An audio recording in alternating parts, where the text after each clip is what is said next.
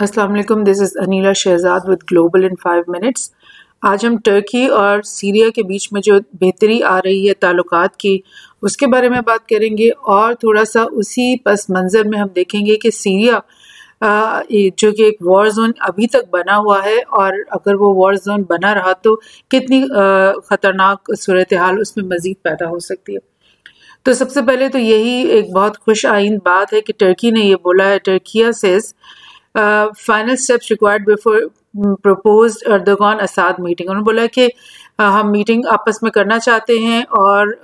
उसको बस हम फाइनलाइज कर रहे हैं और ये इसी सूरत में डेफिनेटली मुमकिन हो रहा है कि टर्की इस बात पे एग्री हो गया है कि वो फुली तौर पर अपनी मिलिट्री को नॉर्दर्न सीरिया से विड्रॉ करवा देगा, बिकॉज अब वो इस समझता है कि सीरिया इस काबिल हो गया, इतना स्ट्रांग हो गया कि वो उन एरियाज को सिक्योर कर सके और वहाँ पर कोई गलत लोगों को मतलब पनपने का मौका ना मिले, जो टर्की को ख़तरा रहता है कि ये हमारे खिलाफ जो है इस्तेमाल करेंगे इस जगह को। इसी सिलसिले में जिनके फॉरेन मिनिस्टर हैं मेवलूद कोवुसोग्लू, उन्होंने बोला कि we always say that if there is a vacuum, terrorist organizations should not fill this void. Like उनके कहने का मतलब यही है कि वो जो जगह थी जहाँ पर टर्किश फोर्सेस एंटर हो गई, वो काफ़ी सालों से यहाँ मौजूद हैं, वो इसीलिए कि एक वैक्यूम वाली पोजीशन उनको दिख रही थी, एक खाली जगह जहाँ पे बशारुल असाद का कंट्रोल नहीं था और अगर उसको हम खाली छोड़ देते तो वहाँ पे टेररिस्ट ऑर्गेनाइजेशन तरह तरह की जो है ना वो उस वैक्यूम को फिल करती, जो कि टर्की को भी नुकसान पहुँचाती। तो लिहाजा उन्होंने इसलिए ये सब किया और उनका कहना है कि उनके Turkey has no ambition of taking over Syrian lands। उनके फॉरेन मिनिस्टर ने कहा है। सो उन्होंने बोला कि हम टेरिटोरियल इंटेग्रिटी सीरिया की जो है उसको सपोर्ट करते हैं और हम चाहते हैं कि सीरिया के बिल्कुल कोई टुकड़े टुकड़े ना हो, कोई और उसके ऊपर कब्जा ना करे। तो लिहाजा this is a very good thing कि सीरिया और टर्की के बीच में कुछ भी खदशात, जो भी आपस में रिजर्वेशंस थी, वो ख़त्म हो रही हैं और वो एक मज़ीद जो है एक अच्छी तरीके से एक दूसरे के नेबर्स बनने के लिए तैयार हो गए हैं। लेकिन इसके साथ साथ मैं आपके साथ कुछ और शेयर करूंगी चीज़ें, न्यूज़ जो कि सीरिया से ही रिलेटेड है। जैसे कि यूनाइटेड स्टेट्स ने अभी एक रिपोर्ट जारी की है जिसमें उन्होंने बोला है कि उन्होंने 2022 इस साल, ये जो भी गुजरा, इसमें उन्होंने सीरिया और इराक के अंदर 700 आईसिस के ऑपरेटिव्स को मार डाला है। यानी कि इस हेडलाइन से आपको कुछ बातों का अंदाज़ा हो रहा है कि अभी तक सीरिया और इराक दोनों के अंदर यूएस की एक तो इन्वॉल्वमेंट मौजूद है, भरपूर तरीके से वो वहाँ मौजूद हैं और वो वहाँ पर आईसिस के नाम पे जितने भी उनको मुखालिफिन उनको मिलते हैं वो उनको मारते जा रहे हैं। अब ये नहीं पता कि वो रियली कोई आईसिस है और रियली कोई ऐसे टेररिस्ट हैं जो कि लाइक यूएस की पनाह के अलावा वहाँ पर मौजूद है, क्योंकि जहाँ तक हमारा नैरेटिव है तो यूएस ने खुद इम्प्लांट किए थे ये सारे आईसिस और अलकायदा टाइप की चीज़ें ताकि इन दोनों मुल्कों को डिस्टेबलाइज किया जाए। बहरहाल अब वो कह रहे हैं कि हम वहाँ पे मौजूद हैं। मैं आपको थोड़ा सा ये इस तरह ये एक नक्शा भी दिखाना चाहती हूँ। इसमें ये दिख रहा है कि ये जो रेड प्लेसेस है, रेड बहुत वाइड एरिया है, ये अब आ चुका है सीरियन गवर्नमेंट के बशारुल असाद के कंट्रोल के अंदर। ये जो ब्लू एरिया, ये तो आपको पता है गोलान हाइट्स से, जो कि बहुत सालों से इजराइल ने कब्जा किया हुआ है। बहरहाल ये जो येलो एरिया है ये सारा कुर्दिश कंट्रोल में है, क्योंकि सीरिया में बहुत बड़ी कुर्द पॉपुलेशन थी जो कि सीरिया का हिस्सा थी हमेशा से, और सीरिया लाइक उनकी डिमांड होती थी डेफिनेटली कि हमें अलग कर दो, हमारे से अलग हमें मुल्क बना दो। लेकिन ज़ाहिर है कोई भी कंट्री अपनी पॉपुलेशन को या अपने एरिया को डिवाइड करने के लिए रेडी नहीं होता। तो इस वक्त ये जो कुर्दिश एरिया, ये इन्हीं लोगों के कुर्द मिलिशियाज हैं, 2-3 YPJ और PKK, उनके अंडर कंट्रोल है ये सब। और जो सीरियन डिफेंस फोर्सेस हैं जो बशारुल असाद के खिलाफ लड़ रही हैं और इस एरिया में मौजूद है, वो भी एक्चुअली वही हैं जो इन कुर्दिश की ही मलेशिया फोर्सेस हैं। ये जो ब्लू एरिया आपको दिख रहा है ये वो है जिसमें टर्किश फोर्सेस जो है उन्होंने कब्जा किया रखा था अभी तक, और अब वो ये कह रहे हैं कि हम यहाँ से विड्रॉ हो जाते हैं और इस सारे एरिया को बशार असाद के हवाले कर देते हैं। और ये एक जो जोन है ग्रीन कलर का, ये डीमिलिटराइज जोन था, जो कि मतलब इनके बीच में पैक्ट हो गए थे कि हम जो है वो ये इस जोन में कोई लड़ाई नहीं होगी। जबकि ये एरिया है लाइट ग्रीन कलर का, इसमें अभी तक रेबल फोर्सेस मौजूद हैं। और ये रेबल फोर्सेस कौन है, और इस तरह की ये जो ग्रीन पैच है लाइट ग्रीन, इसमें भी रेबल फोर्सेस कौन है? हम ये समझते हैं कि ये यूएस बैक्ड फोर्सेस हैं, एसडीएफ कह लें, फ्री सीरियन आर्मी कह लें, ये सब जो यहाँ पे जितने भी एलिमेंट्स मौजूद हैं ये सब यूएस बैक्ड फोर्सेस हैं, जिनको अभी तक बशारुल असाद जो है वो इनका सफाया नहीं कर पाया। तो लिहाजा अब सिचुएशन जो मैं आपसे कह रही थी कि जो मजीद खतरनाक होने का खदशा है वो इस रिपोर्ट के बाद जो है ना वो सेंटकॉम ने एक रिपोर्ट रिलीज की है अभी, और जिसमें उन्होंने बोला है कि ये देखिए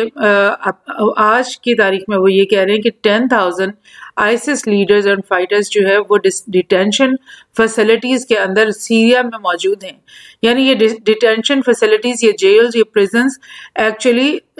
एसडीएफ और इन्हीं लोगों ने यूएस के ये जो लोग हैं इन्होंने ही बनाए हुए हैं और अपने प्रिजन्स में इनको कैद किया हुआ है। तो ये 10,000 जो है ये सीरिया में है और तकरीबन 20,000 आईसिस लीडर्स और फाइटर्स डिटेंशन फैसिलिटीज के अंदर इराक में हैं। अब ये डिटेंशन फैसिलिटीज डेफिनेटली बशारुल असाद ने तो नहीं बनाई हुई, ये तो इन्हीं लोगों ने बनाई हुई और इसी ग्रीन जोन में और यहाँ पर जो कुर्दिश इलाका है जिसमें एसडीएफ बहुत प्रोमिनेंटली यहाँ पे मौजूद है, इस इलाके में ये डिटेंशन सेंटर्स हैं या इनमें होंगे। तो ये इनका सेंटकॉम का ये जो है ना उनकी ये रिपोर्ट बिल्कुल ताज़ा तरीन अभी आई है और इसमें इसके ये जो ये आदमी है जिसने ये कुरीला जिसने ये रिपोर्ट में ये बोला है कि वो कह रहा है कि आईसिस की वो 3 कैटेगरीज को सामने देखता है। एक तो आईसिस वही है जो अभी खुले आम लड़ रही है, ये पुराने आईसिस के फाइटर्स और लीडर्स हैं, और दूसरी कैटेगरी वो है जो यहीं पर आपको बोला प्रिजन्स के अंदर इस वक्त बंद है। तो ये 20-30 हजार लोग हैं जो कि पोटेंशियली अगर ये ब्रेक हो गए और ये इन जेलों से निकल गए तो ये 30,000 की एक और फौज है जो कि न जाने मतलब किस तरह से और कहाँ इसका रुख होगा और किसके खिलाफ ये मुहाज़रा हो जाएंगे। और तीसरा वो ये कह रहे हैं कि अब नए बच्चे, नई जनरेशन जिसमें से जो कि आगे से आईसिस को ज्वाइन कर सकते हैं, जिसकी अंदर उन्होंने एग्जाम्पल दिया कि अल-होल कैंप जो रेफ्यूजी कैंप है और इस तरह के और कैंप्स भी होंगे जहां पर बहुत सारे बच्चे 25,000 बच्चे सिर्फ अल-होल कैंप में हैं। तो वो उसके अंदर आईसिस जो है वो अपनी रेडिकलाइजेशन और बच्चों में कर सकता है और उनको अपनी तरफ माइल कर सकता है। तो जहां तक तो ये प्रिजन्स की बात है तो ये अभी एक इसी साल इसी तरह के एक प्रिजन जो कि प्रिजन हसाका में सीरिया के अंदर ये मौजूद था, इसमें एक बैटल हुई थी यानी एक अटैक हुआ था। आईसिस के लोगों ने ये अटैक किया होगा डेफिनेटली और उसमें उन्होंने प्रिजन को ब्रेक किया और वहां से बहुत सारे प्रिजनर्स भागे जिनमें से 1100 प्रिजनर्स को तो पकड़ लिया गया, बहुत सारों को 150 को मतलब बैटल में मार दिया गया और 300-400 को बल्कि और जो है ना 400 प्रिजनर उस वक्त वहां से भाग गए थे, वो मिसिंग है, वो भाग चुके हैं वहां से। तो इसी तरह के और मजीद डिटेंशन जहां पर भी कहीं होंगी अगर वहां से वो निकल पड़े तो फिर वो एक नई फोर्स एक नई तरीके से उठ खड़े होंगे। और ये अल हवाल कैंप का भी आपको मैं थोड़ा सा दिखा दूं कि यहाँ पर ये सीरियन और इराकी बॉर्डर पे ये मौजूद है ये कैंप, ठीक है। और इसमें इतने लोग हैं मतलब 25,000 तो वो कह रहे हैं सिर्फ वहाँ पे बच्चे हैं। और ये यहाँ पे आप देख सकते हो कि इराक और सीरिया के बॉर्डर पे यहाँ पे कहीं पे ये होगा या मोस्ट प्रोबेबली इस कुर्दिश लैंड के अंदर होगा यहाँ पे कहीं। So this is the thing. अब खौफनाक बात ये है